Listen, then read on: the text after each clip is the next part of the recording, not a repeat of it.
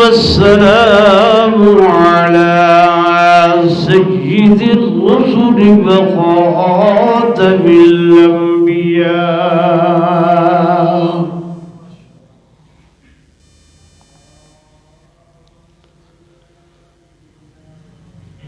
وعلى آله وأصحابه الأصفياء.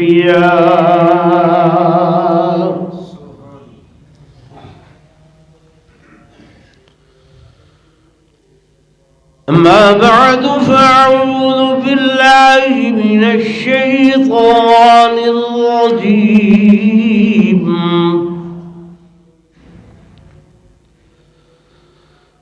بسم الله الرحمن الرحيم.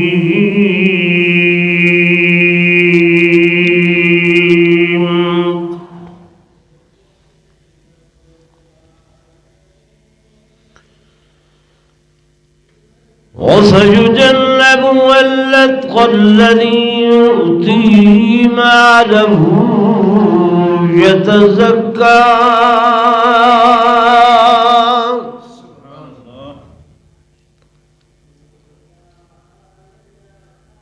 وما لأحد عنده من نعمة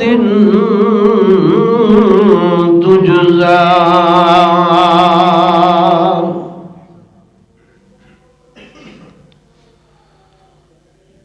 إلا ابتغاء وجه ربه الأعلى فلسوف يرضى.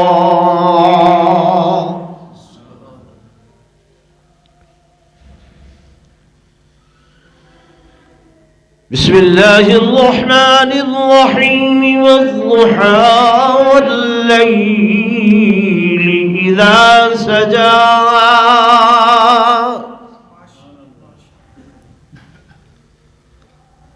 ما ودعك ربك وما قلى وللآخرة خير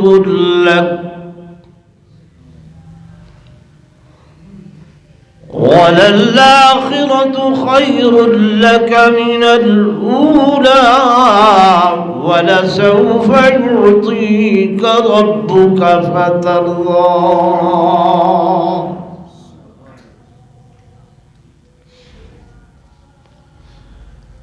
آمنت بالله صدق الله مولانا العظيم وصدق رسوله النبي الكريم الأمين ونحن على ذلك لمن الشاهدين والشاكرين والحمد لله رب العالمين.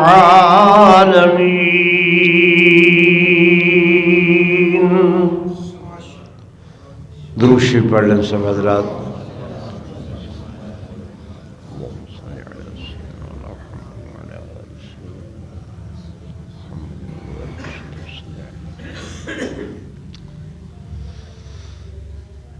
انتہائی قابل صد احترام و صد تعظیم و تکریم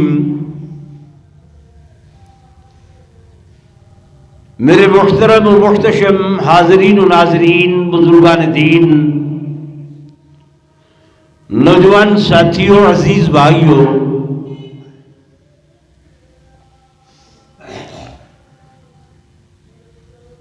اللہ کے پاک کلام قرآن مجید فرقان حمید میں سے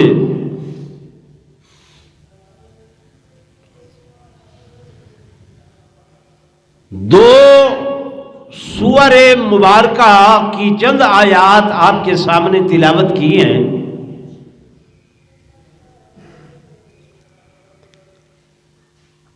اور ایسی صورتیں پہلی سورت سورہ واللیل اور دوسری سورت سورہ ضحیٰ.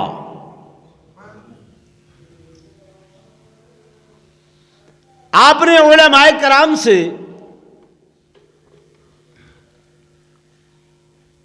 سیرتوں کی بہت سی تقریریں سنی ہوں گی،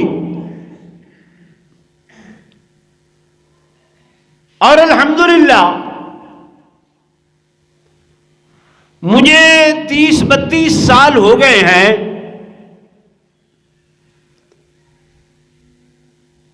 اس وعظ و تقریر کی دنیا میں۔ کئی کتابیں سیرت کی پڑھی ہیں، لکھی گئی ہیں، لکھی جا رہی ہیں، اور لکھی جاتی رہیں گی، لیکن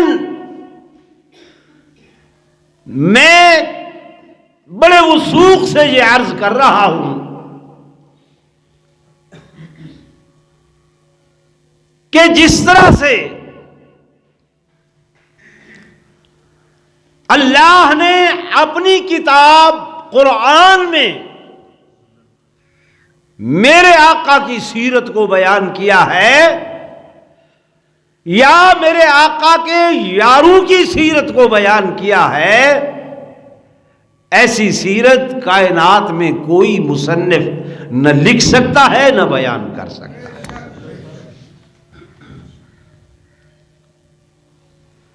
ایسے لگتا ہے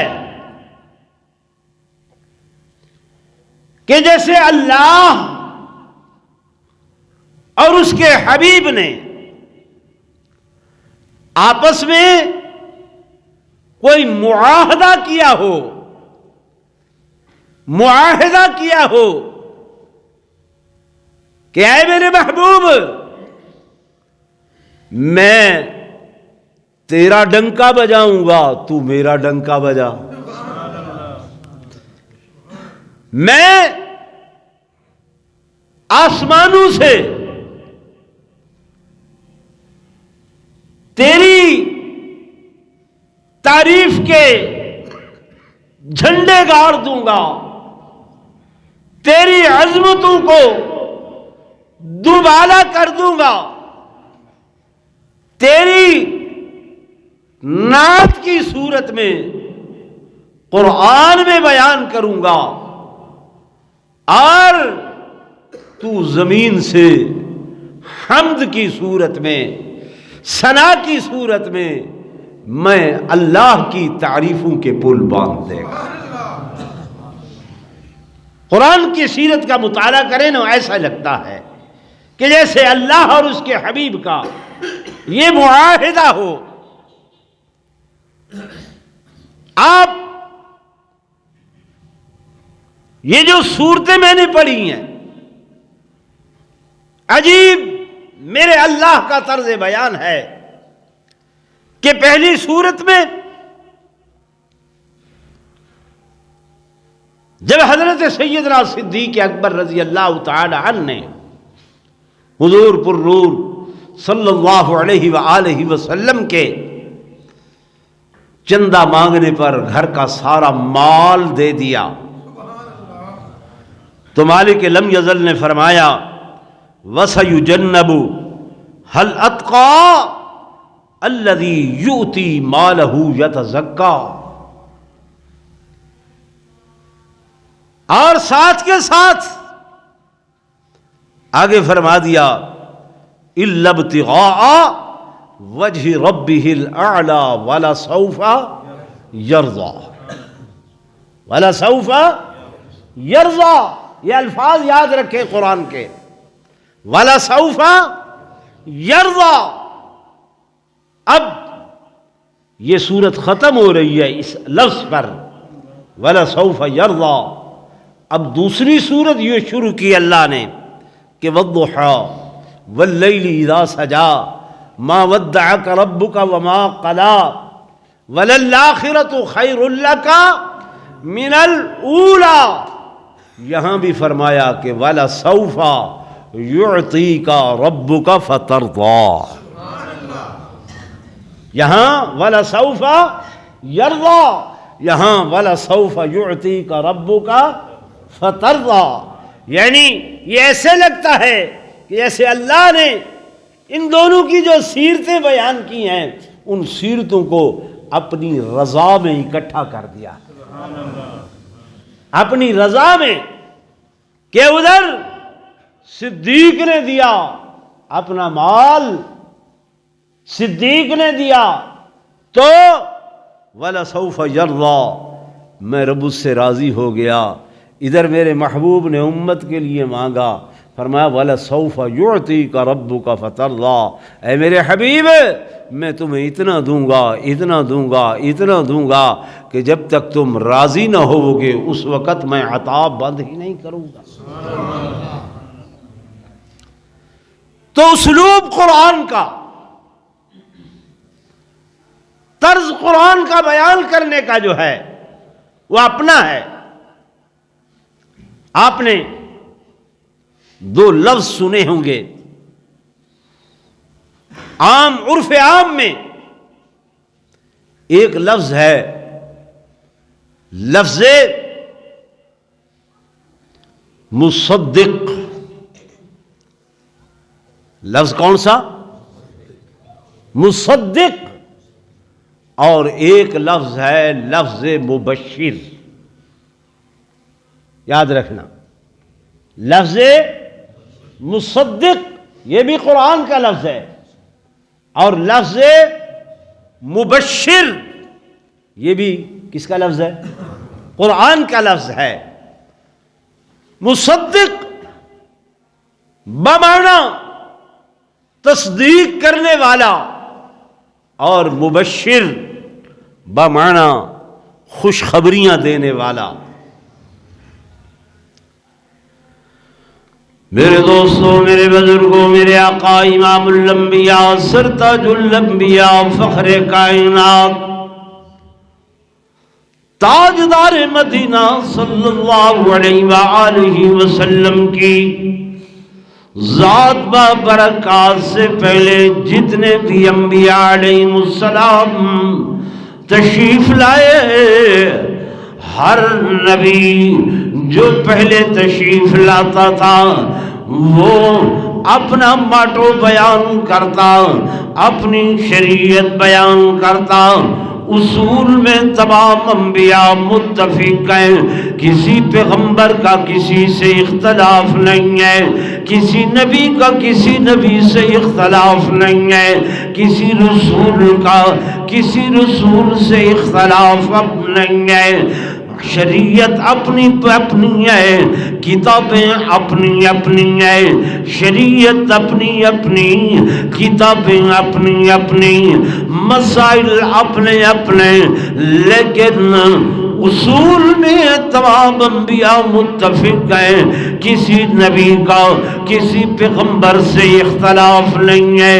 اس لیے جو نبی تشریف لاتے، جو پیغمبر تشریف لاتے، وہ آتے ہوئے سب سے پہلے تو آپ سے ما قبل آنے والے نبی، پہلے آنے والے نبی اس کے لیے مصدق بن جاتے، اس کی تصدیق کرتے کہ اے لوگوں، اے میری قوم، میں بھی اللہ کا نبی ہوں، لیکن مجھ سے پہلے آنے والے جو نبی گزرے ہیں اس نبی کی نبوت کی بھی میں تصدیق کرتا ہوں، اس نبی کی کتاب کی، رسول کی کتاب کی بھی میں تصدیق کرتا ہوں، جو وحی ان پر آئی میں اس کی بھی تصدیق کرتا ہوں۔ یہ سابقہ نبی کی تصدیق کرتے ہوئے پھر آگے بڑھتے کہ جناب میں تمہیں یہ خوشخبری سناتا ہوں، میں تمہیں یہ خوشخبری بیان کرتا ہوں، میں تمہیں یہ بشارت دے رہا ہوں، یہ بشارت سنا رہا ہوں، یعنی کہ ہر نبی آنے والے نبی کے لیے مبشر بنتا اور اپنے گزر جانے والے پہلے نبی کے لیے مصدق بنتا۔ یہ بات ذہن میں رکھنا ذرا، میں آگے مسئلہ بیان کرنے والا ہوں، سمجھ آ رہی کہ ہر نبی اپنے پہلے آنے والے نبی کے لیے کیا بنتا؟ مصدق یعنی اس کی تصدیق کرنے والا کہ جو کچھ وہ لے کر آئے وہ سچ، جو بیان کیا وہ بھی سچ، جو کتاب لائے وہ بھی سچ، اگرچہ ان کی شریعت اپنی تھی، ان کی شریعت اپنی ہے، لیکن وہ بھی سچ اور یہ بھی سچ۔ تو ہر نبی پہلے نبی کی کیا کرتا؟ تصدیق۔ جب تصدیق کرتا تو ان کے لیے کیا بن جاتا؟ مصدق۔ کیا بن جاتا؟ مصدق۔ اور پھر جب اپنی بات بیان کرتے تو اس میں بشارتیں سناتے۔ یہی سلسلہ تمام انبیاء کے ساتھ چلتا رہا چلتا رہا چلتا رہا، حتیٰ کہ جب میرے آقا امام الانبیاء سرتاج الانبیاء فخر الانبیاء سرور کونین تاجدار مدینہ صلی اللہ علیہ وآلہ وسلم تشریف لائے، اب آپ کے سر پر اللہ نے ختم نبوت کا تاج سجا دیا، ختم رسالت کا تاج سجا دیا۔ میرے آقا خاتم النبیین بن کر آئے۔ تمام انبیاء جو میرے آقا سے پہلے گزر چکے تھے اور وہ گزرنے والے نبی میرے آقا نے ان کی بھی تصدیق کی۔ آپ سے پہلے آنے والے حضرت سیدنا عیسیٰ علیہ السلام تھے، جنہوں نے آ کے یہ کہا، اے لوگوں، اے نصارا، اے عیسائیوں، اے عیسائیوں، میں اللہ کا نبی عیسیٰ ہوں، اللہ کا بندہ بن کے آیا ہوں، ومصدقا لما بین یدی من التوراۃ، میں تصدیق کرنے والا ہوں، مصدق بن کے آیا ہوں اپنے سے پہلے ان نبیوں کی، اور جو کچھ وہ تورات لے کر آئے، مصدقا لما بین یدی من التوراۃ، تورات میں جو کچھ آیا اس کی بھی تصدیق کرتا ہوں۔ اور پھر فرمایا ومبشرا برسول یاتی من بعدی اسمہ احمد، فرمایا میں خوشخبری دینے والا ہوں، خوشخبری دینے والا ہوں، بشارت دینے والا ہوں تمہیں ایک ایسے رسول کی، یاتی من بعدی، جو آئے گا میرے بعد، اسمہ احمد، ان کا نام احمد ہوگا۔ ان کا نام کیا ہوگا؟ احمد۔ میرے آقا کے 99 جو صفاتی نام ہیں ان میں 2 ذاتی نام ہیں۔ ایک وہ نام ہے جس سے آپ کو فرش پر پکارا جاتا ہے، ایک وہ نام ہے جس سے آپ کو عرش پر پکارا جاتا ہے۔ جس نام سے فرش پر پکارا جاتا ہے وہ نام محمد ہے، جس نام سے عرش پر پکارا جاتا ہے وہ نام احمد ہے۔ محمد کا معنی اور احمد کا معنی یہ آپ کو بتلاتا چلوں کہ محمد اسے کہتے ہیں جو محمد اسے کہتے ہیں کہ سارا جگ جس کی تعریف کرے، سارا جہان جس کی تعریف کرے، اور سارے جگ سے زیادہ اس کا رب جس کی تعریف کرے۔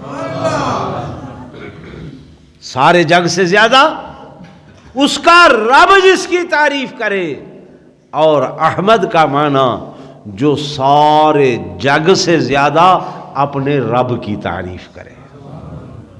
یہ میں نے بتایا جو معاہدہ ہے۔ کیا ہے؟ معاہدہ کہ تو میریاں بیان کر، میں تیریاں بیان کراں گا۔ تو حضرت عیسیٰ علیہ السلام نے آ کے یہ بیان کیا ہے لوگوں، وَمُصَدِّقًا لِمَا بَيْنَ يَدَيَّ مِنَ التَّوْرَاةِ وَمُبَشِّرًا بِرَسُولٍ يَأْتِي مِن بَعْدِي اسمہ احمد۔ گویا کہ حضرت عیسیٰ علیہ السلام، حضرت موسیٰ، حضرت ابراہیم، حضرت اسحاق، ان تمام کے لیے مصدق بن کر آئے اور حضور پر نور صلی اللہ علیہ وسلم کے لیے مبشر بن کر آئے۔ اب جب حضرت عیسیٰ بھی آسمانوں پر چلے گئے، اب باری آئی میرے آقا کی، آمنہ کے لال کی، عبداللہ کے چاند کی۔ اب میرے آقا امام الانبیاء صلی اللہ علیہ وآلہ وسلم نے بھی سابقہ جتنے انبیاء گزرے تھے ان کی تو تصدیق کر دی۔ اب میرے آقا کے بعد نبی آنے والا کوئی نہیں ہے، نبوت کا دروازہ بند ہو گیا، رسالت کا دروازہ بند ہو گیا، ختم نبوت کا تاج آپ کے سر پر سج گیا۔ اب میرے محبوب دو جہاں صلی اللہ علیہ وآلہ وسلم کسی کے لیے مبشر نہیں ہے، خوشخبری دینے والے نہیں ہے کہ نبی تو آنے والا کوئی نہیں ہے۔ اللہ جس کے لیے ساری کائنات بنی، جس کے لیے زمین و آسمان بنے، لوح و قلم عرش و کرسی بنی، جو مقصود کائنات ہیں، جن کی نبوت اصل الاصول نبوت ہے، اللہ اگر ان کے بعد کوئی نبی آتا، کوئی نبی ہوتا تو وہ میرے آقا کے لیے مصدق بنتا۔ بات سمجھ آ رہی کہ نہیں آ رہی؟ جیسے حضور سابقہ انبیاء کے لیے کیا بنے؟ مصدق، کہ ان کی تصدیقیں کی۔ اب ختم نبوت کی وجہ سے حضور علیہ السلام کے بعد کوئی نبی آنا نہیں ہے، تو اللہ یہ کیا ماجرا ہے، یہ کیا معاملہ ہے کہ جو اصل الاصول نبی ہیں ان کا مصدق ہی کوئی نہیں، ان کا مصدق ہی کوئی ایسا نہیں ہے جو نبوت کے درجے پر فائز ہو، کیونکہ ہر نبی مصدق ہوتا تھا پچھلے نبی کا، اب نبی آنا نہیں ختم نبوت کی وجہ سے، تو میرے آقا کا مصدق ہی کوئی نہیں ہے۔ اللہ شان اتنا دیا، مقام اتنا دیا، عظمت اتنی دی ہے، رفعت اتنی دی ہے، لیکن کوئی نبی کے درجے کا، نبی کے مقام کا ان کے لیے مصدق نہیں ہے۔ اللہ معاملہ کیا ہے؟ فرمایا معاملہ یہ ہے کہ میں نے ختم نبوت کا تاج ان کے سر پر سجایا ہے، اب نبی تو آنا کوئی نہیں ہے، اس نبی کے قائم مقام، مصدق کے قائم مقام میں نے صدیق اکبر کو کھڑا کر دیا۔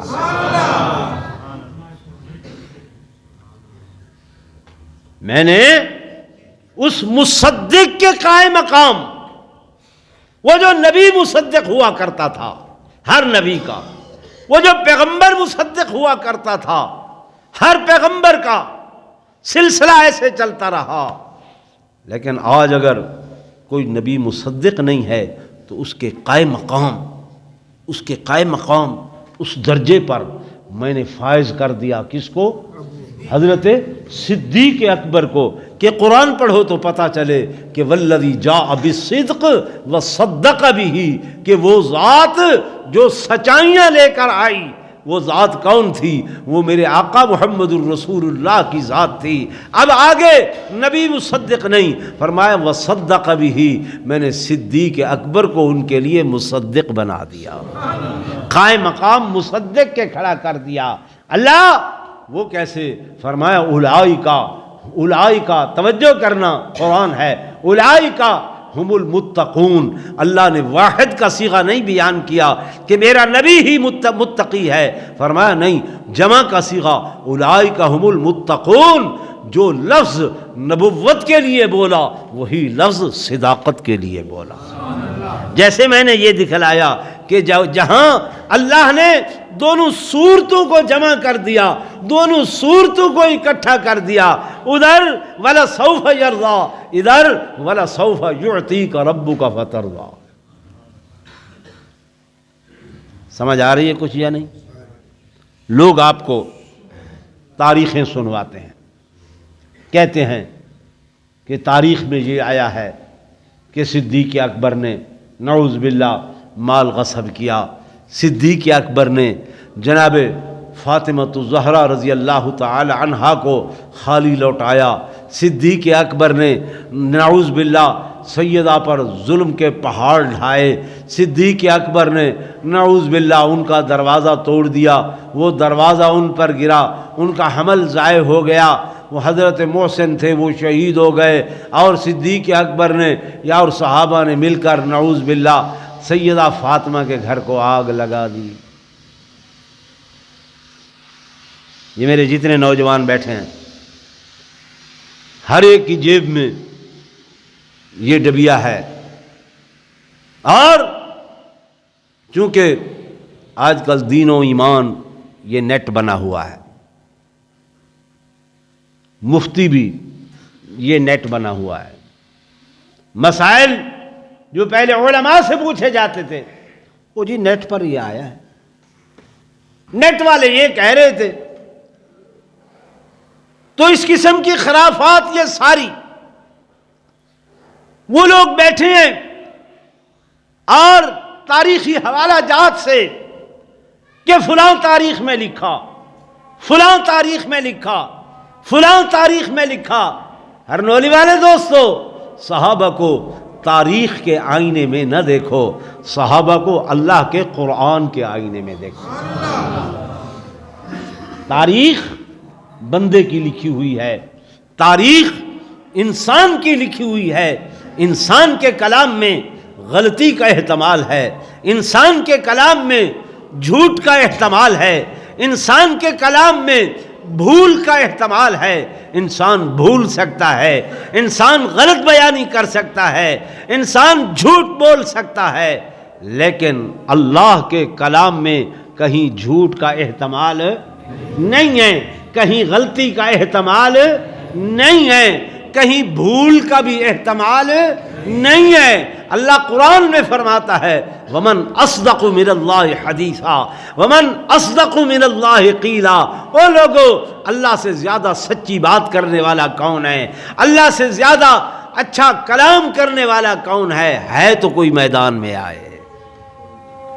پتہ نہیں کیسے کیسے آ جاتے. کل پرسوں میں دیکھ رہا تھا ایک بوڑھا, سفید داڑھی, شرم نہیں آ رہی تھی, وہ جی کتابوں میں لکھ گئے, کتابوں میں لکھ گئے.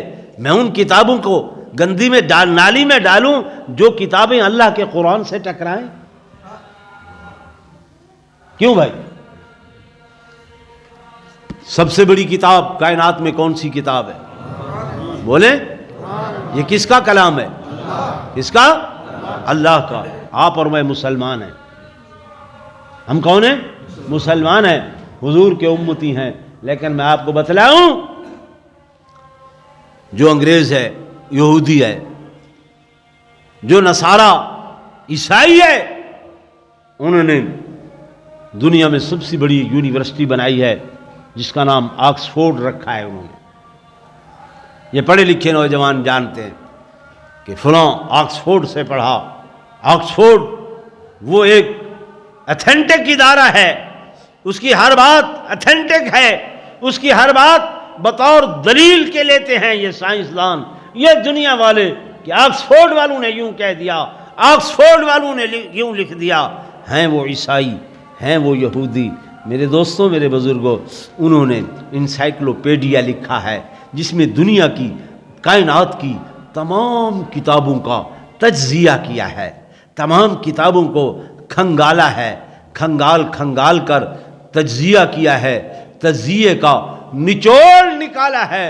انہوں نے کہا ہے کہ دنیا میں, کائنات میں, جب سے دنیا بنی, جب سے کائنات بنی, اگر کائنات میں تمام کتابوں سے کوئی افضل کتاب ہے, کوئی اعلیٰ کتاب ہے, کوئی اطیب کتاب ہے, کوئی اکمل کتاب ہے, کوئی اجمل کتاب ہے, کوئی اصدق کتاب ہے, انہوں نے لکھا ہے دا ہولی قرآن, سب سے بڑی کتاب یہ اللہ کا قرآن.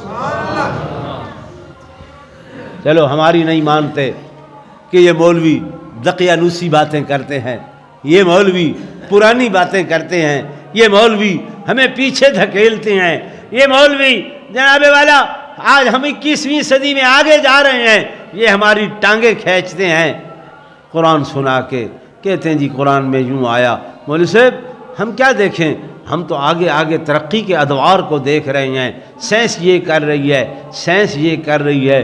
انہوں نے یہ بھی لکھا ہے کہ یہ قرآن مذہبی کتاب مسلمانوں کے لیے ہوگی، لیکن ہم اپنی تمام سائنسی رہنمائی یہ اس قرآن سے سیکھتے ہیں، اپنی سائنسی رہنمائی۔ وہ کہتے ہیں سائنس میں سب سے زیادہ کمال جو ہے وہ اس قرآن کا۔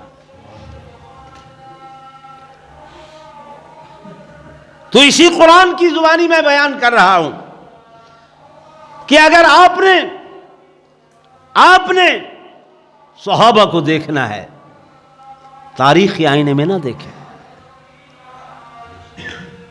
کس نے کیا لکھا، کوئی کیا کہے، العیاذ باللہ۔ آپ انسان ہیں، عقیل ہیں، فہیم ہیں، ذہین ہیں، اللہ نے عقل دی ہے۔ میرے عزیزوں، میرے دوستوں، میرے بزرگوں، میں آپ کو چھوٹی سی مثال دیتا ہوں، میرا اور آپ کا واسطہ ابھی آدھا پونا گھنٹہ پہلے ہوا ہے نا، ٹھیک ہے نا؟ آپ نہیں جانتے میں کون ہوں، شاید کچھ دوست میرا نام جانتے ہوں، لیکن دین کے حوالے سے میں نے آدھا پونا گھنٹہ آپ کو قرآن کی چند باتیں بتلائیں۔ میں ابھی گلی سے باہر نکلتا ہوں، سڑک تک نہیں پہنچتا، اس گلی میں دو چار آدمی آتے ہیں، میرے ساتھ ہاتھا پائی شروع کر دیتے ہیں، میری یہ کیپ، میری ٹوپی اتار لیتے ہیں۔ آپ ادھر مسجد سے نکل رہے ہیں، وہ لوگ جو مجھ سے لڑنے والے ہیں میری عزت، میرا کیپ، میری ٹوپی اتار رہے ہیں، آپ یہ منظر دیکھ کر خاموشی سے کھڑے رہیں گے یا ان لوگوں سے مقابلہ کریں گے؟ جی بھائی، میرا آپ کا کوئی رشتہ تو ہے نہیں، میرا آپ کا لینا دینا تو ہے کچھ نہیں، میں آپ کے قبیلے، آپ کے خاندان کا بھی نہیں ہوں، ٹھیک ہے نا؟ لیکن اس دینی تھوڑے سے آدھے گھنٹے کے تعلق سے آپ میری بے عزتی برداشت نہیں کر سکیں گے کہ ہمارا دین کا عالم ہے، دین کا مولوی ہے۔ میرے دوستوں، میرے بزرگوں، میرا آپ کا رشتہ ایک آدھے گھنٹے کا تو اس قدر تعلق بن گیا، اور صحابہ کا رشتہ نبوت سے 23 سال کا، کہ جنہوں نے تن من دھن سب کچھ نبوت پر وار دیا، جن کی تربیت نبوت نے کی، جن کو اپنی آغوش میں نبوت نے پالا، جنہیں قرآن نبوت نے سکھایا۔ آخر وہ سارے اہل مدینہ نعوذ باللہ مر گئے تھے، ختم ہو گئے تھے کہ ابو بکر اکیلا نبوت کی بیٹی کو دھکے بھی دے رہا ہے، نبی کی بیٹی کو باہر بھی نعوذ باللہ دروازے توڑ کر ان پر ڈال رہا ہے، ان کے گھروں کو بھی آگ لگا رہا ہے۔ مدینے والے کسی کو کوئی غیرت نہ آئی؟ بولیں تو صحیح یار۔ میرا نوجوان وہ بیٹھ جاتا ہے کہ جی تاریخ کا حوالہ ہے، جی وہ فلاں تاریخ میں ایسے کر رہا تھا، تاریخ میں یہ بتایا، تاریخ میں یہ کیا۔ بھائی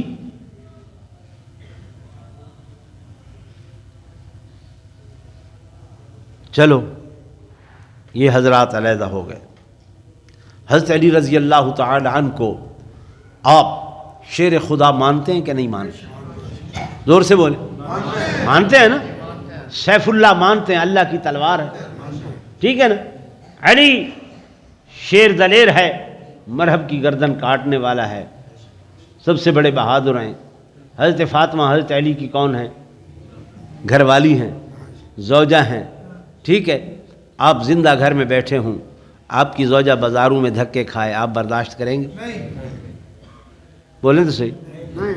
تو حضرت علی تو گھر میں بیٹھے رہے، آخر ان کو کوئی غیرت نہ آئی کہ چند خدیوں کی خاطر میری بیوی بازاروں میں، عدالتوں میں، کٹہروں میں، درباروں میں دھکے کھائے، اور ہو جنت کی سردارہ، ہو جنت کے سرداروں کی اماں، ذہن مانتا ہے؟ جی بھائی، تو میں نے عرض کی صدیق کوئی معمولی ہستی نہیں ہے، معمولی ہستی نہیں ہے، یہ اللہ کا قرآن ہے، اس قرآن میں صدیق سجا ہوا ہے۔ کیا ہوا ہے؟ میں نے 2 آیات وہ پیش کی، 2 لفظ یہ بتلائے، اور ہجرت کے موقع پہ میرے آقا امام الانبیاء صلی اللہ علیہ وسلم جب جا رہے ہیں تو سیدنا صدیق اکبر میرے آقا سے پہلے غار میں صفائی کے لیے جاتے ہیں۔ اللہ قرآن میں فرماتے ہیں کہ ثانی اثنین اذ ہما فی الغار، دو کا دوسرا جب وہ غار میں جا رہے تھے۔ اللہ ثانی کون ہے؟ پہلا کون ہے؟ دوسرا کون ہے؟ ہر مقام پر اول نبی ہے، ثانی صدیق ہے۔ فرمایا فارون کی چوٹی پر اول نبی ہے، ثانی صدیق ہے۔ بدر کے اندر اول نبی ہے، ثانی صدیق ہے۔ احد کے اندر اول نبی ہے، ثانی صدیق ہے۔ حنین کے اندر اول نبی ہے، ثانی صدیق ہے۔ اللہ لیکن اس مقام پر تو نے پہلے ثانی کا لفظ بول دیا، ثانی کا لفظ بول دیا، ثانی اثنین، 2 کا دوسرا۔ اللہ یہ ثانی پہلے کیوں بیان کیا، اثنین بعد میں کیوں بیان کیا؟ اللہ فرماتے ہیں اثنین میرے محمد کو تو ہر کوئی مانتا تھا کہ ہر مقام پر اول ہے۔ اس ہجرت کی رات میں میں منوانا ہی صدیق کو چاہتا تھا۔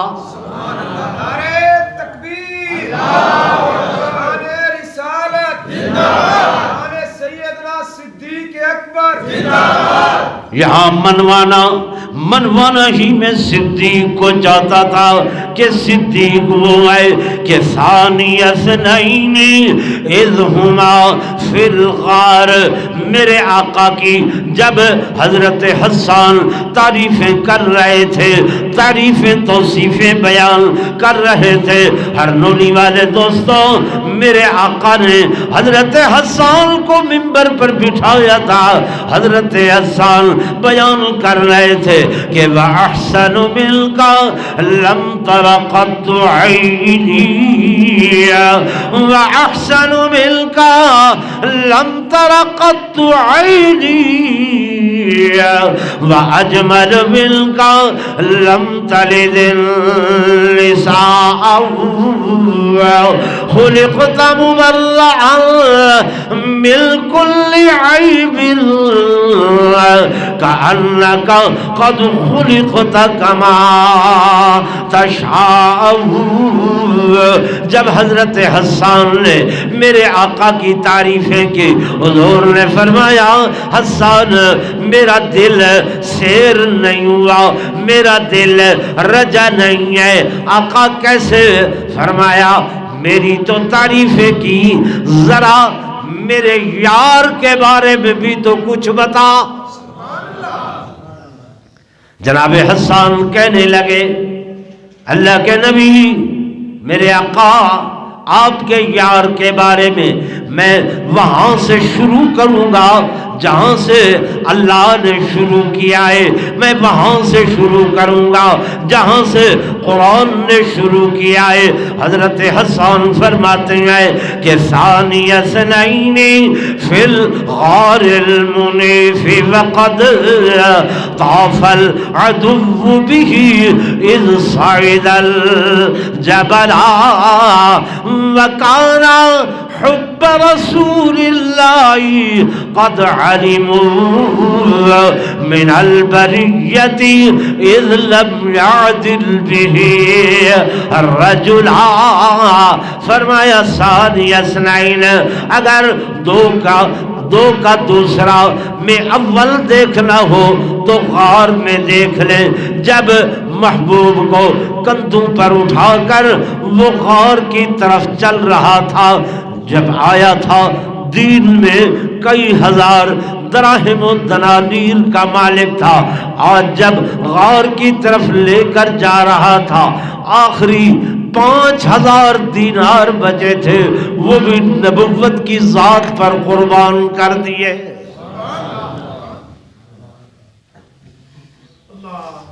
تو بھائی یہ ہفتہ چل رہا تھا جناب سیدنا صدیق اکبر رضی اللہ تعالی عنہ کی وفات حسرت آیات کا. میں نے قرآنی دلائل سے آپ کو بتلایا، باہر سے نہیں کہ کہیں بعد میں کوئی اعتراض کرے کہ فلاں روایت صحیح نہیں، فلاں روایت ضعیف ہے، فلاں راوی یہ ہے.